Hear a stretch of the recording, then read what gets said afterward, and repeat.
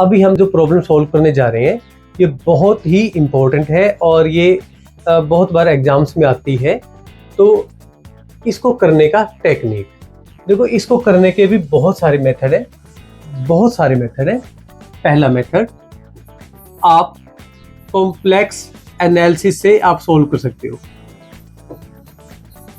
Complex analysis जिसमें आप residue theorem का यूज कर सकते हो। अब सबको पता है कि हम इसका जो सेमी सर्कुलर कंटूर बनाते हैं, ओके, -r to r।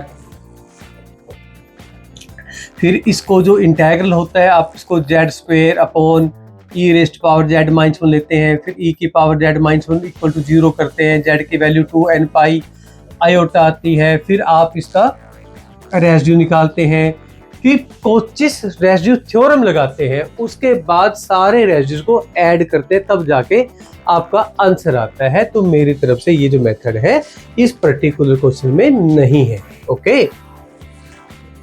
पहला कंसेप्ट। दूसरा कंसेप्ट जो थोड़ा इससे आसान है, that is use of Laplace.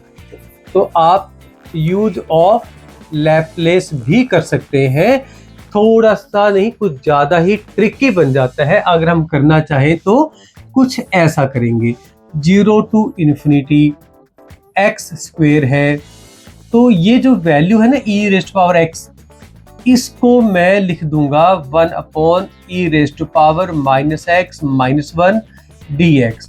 अब ये क्यों लिखेंगे हम ऐसा? ताकि एक हमारा स्टैंडर्ड फॉर्मेट बन सके, okay.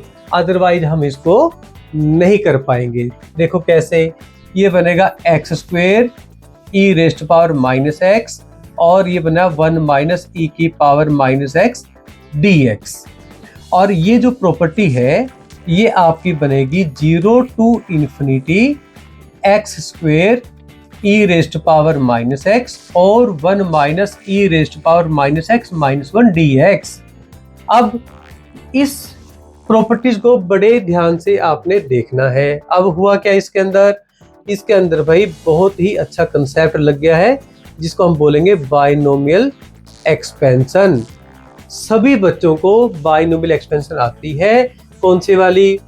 1 - x⁻⁻1 equal to 1 + x + x² and so on up to infinite number of terms. तो ये बना आपके पास 1 + e⁻⁻x + e⁻⁻2x + e⁻⁻3x and so on up to infinite, और ये बन गया dx। तो अब ये जो टर्म है ये क्या बनी? ये बन गई 0 to ∞ x²। अब इस सारे ब्रैकेट को e⁻x से मल्टीप्लाई करके सभी इंटेग्रल को अलग अलग लिख देंगे हम। जैसे हम लिखेंगे e⁻⁻x dx plus 0 to ∞ e⁻⁻x, ये बन जाएगा आपका x² के साथ 2x dx।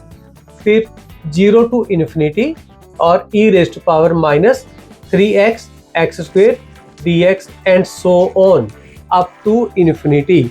अब आपके पास दो तरीके। पहला तो इसको आप डायरेक्ट इंटीग्रेट कर लो और लास्ट में सम निकाल लेना। तीसरा जो मेथड है वो क्या है, इसी को आगे एक्सटेंड करने का। पहला तो मैंने बोल दिया आपको कि बाय पार्ट्स कर लो, ओके। दूसरा मेथड क्या होगा? दूसरा मेथड क्या होगा, ये जो टाइप बनता है आपका, जैसे ये जो टर्म बनती है ये बनती है आपकी e⁻⁻, सपोज यहाँ पे ax है, ओके, और ये बन गया x² और 0 to ∞। इसको जरा ध्यान से देखना। अगर मैं इसको ध्यान दूं तो ये क्या बनेगा? ये बनेगा Laplace of x² at s = a, यानी कि इसका लैप्लेस क्या होगा? Gamma 2 + 1 upon s⁻² 2 + 1 when s = a, यानी कि 2 फैक्टोरियल अपॉन a⁻3, यानी कि जो आंसर आया आपका वो बन गया 2/a⁻3। अब ये आप रिजल्ट नोट कर लो, ओके। ध्यान देखो, एक्स स्क्वेयर ई की power minus x D x, मैंने एक जनरल इंटीग्रल बना दिया। यहाँ पे A1 है, यहाँ पे A2 है, यहाँ पे A3 है, ऐसी 4 बनता जाएगा। बहुत सारा लेंथी प्रोसेस हो जाता है। अब करें क्या हम? ओके, अब इसकी वैल्यू क्या होगी, हम थोड़ा स्पेस बना लेते हैं।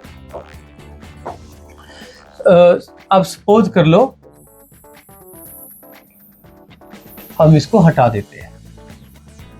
ओके, तो जो पहले वाला पोर्शन है वो क्या था, आपके पास जो इंटीग्रल है वो देखो ध्यान से, 2/a³ है ना, 2/a³। तो इसी का हमने यूज करना है, 2/a³ का।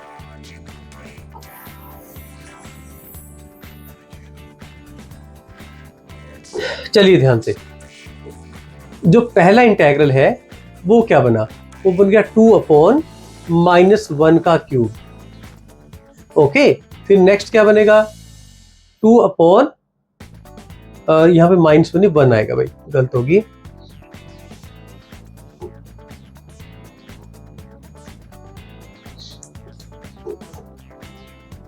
यहाँ पे आएगा आपका 2 का क्यूब, फिर 2/3 का क्यूब एंड सो ऑन।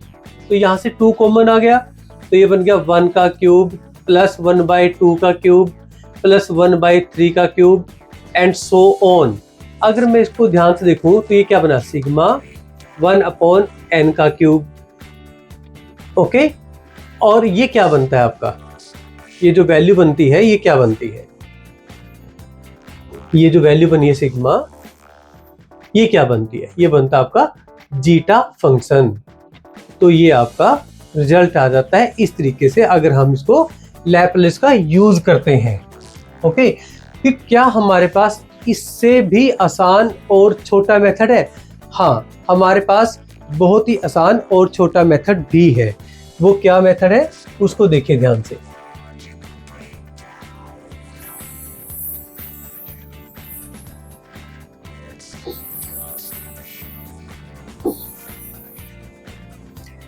हमारे पास बॉस आइंस्टाइन रिजल्ट होता है जो आप ब्लैक बॉडी रेडिएशन में पढ़ते हो।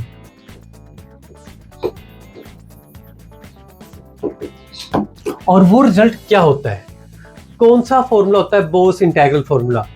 फॉर्मूला होता है भाई 0 to ∞ x की पावर s-1 और e⁻x-1 dx।